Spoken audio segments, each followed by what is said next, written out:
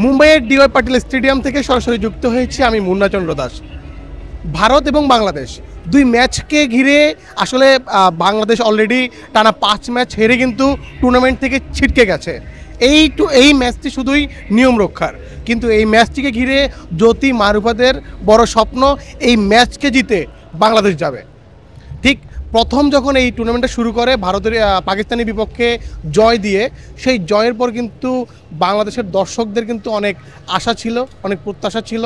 এরপর কিন্তু England, south Africa এবং শ্রীলঙ্কা অনেকগুলো ক্লোজ ম্যাচে গিয়ে কিন্তু জয়ের খুব কাছে গিয়ে কিন্তু হেরে গিয়ে আসলে এই টুর্নামেন্ট থেকে খুব দ্রুতই আসলে ছিটকে পড়ে যায় বাংলাদেশ। এবং শেষ ম্যাচ ভারতের সাথে ভারতের স্মৃতি মান্দানা, হারমানপ্রীত সহ যারা আছেন তারা কিন্তু দুর্দান্ত করছেন, দুর্দান্ত খেলছেন। সেই জায়গাটায় থেকে কিন্তু বাংলাদেশ তাদের সেই শক্তিমত্তাকেও কিন্তু ওভাবে দেখছে না। তারা ভাবছে, তারা প্রত্যাশা করছে যে ভারতকে হারিয়ে তারা বাংলাদেশ যাবে। দর্শক, আমাদের সাথে আছেন টি স্পোর্টসের মৌ। আমরা মৌর সাথে কথা বলবো যে আজকের ম্যাচকে ঘিরে আসলে কেমন প্রত্যাশা করছেন তিনি। মৌ, আজকেও কি প্রত্যাশা আছে আপনার? প্রত্যাশা মানে মানুষ আশায় বাঁচে, তো প্রত্যাশা কেন থাকবে না। এবং প্রত্যেকদিন প্রত্যেকটা ম্যাচের আগে যখন ক্রিকেটারদের সঙ্গে কথা বলি তারাও একই কথা বলে যে তারাও প্রত্যেকদিন নতুন শুরু করে এবং সেই আশা নিয়ে প্রত্যেকটা ম্যাচ জিততে চায়। ভারতের সঙ্গে ম্যাচটা মানে কাগজে কলমে বাস্তবে কল্পনায় সব দিক থেকে কঠিন। আলটিমেটলি বাংলাদেশও জানে যে এই ম্যাচটা জেতাটা কতটা কঠিন, বাট টসের সময় জ্যোতি একটা কথাই বলেছেন যে আমরা শেষটা ভালো করে করতে চাই এবং অন্তত যেহেতু আগে ব্যাট করার সুযোগটা হয়েছে টসে হেরে, কারণ বাংলাদেশ টসে জিতলেও আগে ব্যাটিংয়ে নিত। জ্যোতিও এটাই বলেছে যে এটা আমাদের জন্য ভালোই হয়েছে। Gold's Gym across 30 plus countries with over 700 plus locations worldwide. Train anywhere, belong everywhere.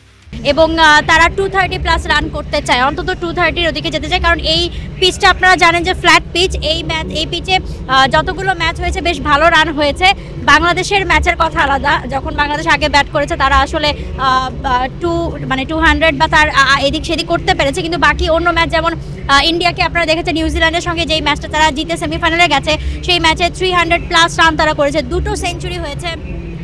So মানে বাংলাদেশ আসলে খুশি টসে হেরে যে ব্যাটিং পেয়েছে, আগে ব্যাট করতে পারবে, পরে ব্যাট করার প্রেশারটা থাকবে না। বাট এখন আসলে প্রেশার দুই দলের ওপরই বৃষ্টির, আবার বলা যায় যে বৃষ্টি হয়তো প্রেশার রিলিজও করে দিয়েছে ম্যাচ না খেলার। এই যে 1 পয়েন্টের জন্য কি বৃষ্টি আসাতে খুশি হয়েছেন কিনা? হ্যাঁ, খুশি হয়েছি। এটা আসলে লুকোনোর কিছু নেই, কারণ দেখেন ম্যাচ হলে তো হার বা জিত দুটো অপশন থাকে, কিন্তু বৃষ্টিতে যদি ম্যাচটা পরিত্যক্ত হয় বাংলাদেশ একটা পয়েন্ট নিয়ে অন্তত 7 নম্বরে থাকতে পারবে। বাংলাদেশ এই টুর্নামেন্টে মানে শুরু থেকেই আস্তে আস্তে দেখেন 4 নম্বরে ছিল, টপ 4-এ। পাকিস্তানের সঙ্গে যখন ম্যাচটা জিতলো তখন টপ 4 থেকে তারপর 5-6 হতে হতে মানে অন্তত 6-এ বাংলাদেশের থাকার কথা, কারণ বাংলাদেশ শ্রীলঙ্কা এবং পাকিস্তানের থেকে বেটার ক্রিকেট এই টুর্নামেন্টে খেলেছে। পাকিস্তান কোনো ম্যাচ না জিতেই শুধুমাত্র বৃষ্টিতে 3টা পয়েন্ট পেয়ে এই মুহূর্তে 7 নম্বরে আছে, আর বাংলাদেশ একটা ম্যাচ জিতেও 8 নম্বরে রয়েছে। আর শ্রীলঙ্কা তো ওই বাংলাদেশের সঙ্গে ম্যাচটা জিতে প্লাস বৃষ্টির সঙ্গে পাওয়া ম্যাচ সবকিছু মিলিয়ে 6-এ রয়েছে। তো বাংলাদেশ এই টুর্নামেন্টে আসলে মিনিমাম 6-এ থাকাটা ডিজার্ভ করতো, কিন্তু দুর্ভাগ্যবশতই 8-এ থাকতে হচ্ছে। এবং ম্যাক্সিমাম সবগুলো টিম আপনি দেখেন যে বৃষ্টি বাগড়ায়, যেহেতু শ্রীলঙ্কাতে খেলা হয়েছে সবারই অনেকগুলো, সব বৃষ্টি বাগড়ায় কিন্তু পয়েন্ট পেয়েছে, বাংলাদেশেরই কোনো পয়েন্ট পাওয়া হয়নি। তো আজকে একটা পয়েন্ট পেলে খারাপ। বৃষ্টি আসলে পয়েন্ট দিয়ে এগিয়ে দিচ্ছে বাংলাদেশকে। আসলে ভারতের যে একজন অভিষেক করাচ্ছেন এবং দুজনকে পরিবর্তন করেছে তারা আসলে কি বাংলাদেশকে কি আপনি বলছিলেন যে জ্যোতি বলছিল 230 রান করতে, কিন্তু ভারত কিন্তু এর আগের ম্যাচে নিউজিল্যান্ডের বিপক্ষে 49 ওভারে 340 রান করেছে। তার মানে কি বোঝা যায় অনেকটাই এরকমই যে আসলে বাংলাদেশ আসলে একটা ফাইটিং ম্যাচ খেলতে চায়, একটা ফাইট করতে চায়, যতটুকু মানে জেতার জন্য তো অবশ্যই ভারতের যে স্টেট বা ভারতের যে অবস্থান এখন সেটা নয়। স্বাভাবিক, আপনি যদি ক্রিকেটারদের জিজ্ঞেস করেন এটাই হবে, এটাই তারা বলবে যে আমরা চ্যালেঞ্জিং ম্যাচ খেলতে চাই, ফাইট করতে চাই, যেটা বাকি সব ম্যাচগুলোতে বাংলাদেশ দেখিয়ে এসেছে। এখন আমরা বলছিলাম যে কালকে প্র্যাকটিসে যখন ছিলাম, তার আগের দিন ইন্ডিয়া প্র্যাকটিস করেনি, কেননা তার আগের দিনই নিউজিল্যান্ডের সঙ্গে ম্যাচ ছিল, পরদিন তারা প্র্যাকটিস করেনি। কালকে যখন প্র্যাকটিসে এসেছিলাম ইন্ডিয়া টিম খুব মানে রিল্যাক্স মুডে ছিল। স্মৃতি মান্ধানা, হারমানপ্রীত কর বা জেমিমা রদ্রিগেজদের যদি বলি, তারা সবাই খুব রিল্যাক্স মুডে ছিল। টুকটাক কেউ আসলে ঐচ্ছিকভাবে প্র্যাকটিস করেছে। বাট একটা জিনিস হচ্ছে, আমিও কালকে গেস করছিলাম যে স্কোয়াডে পরিবর্তন ভারত অবশ্যই আনবে এবং সেই সাথে যেসব বড় বড় নাম আছে তাদেরকে রিদমে রাখতে, যেহেতু পরে অস্ট্রেলিয়ার সঙ্গে সেমিফাইনালে গুরুত্বপূর্ণ ম্যাচ, রিদমে রাখতে খেলাবে।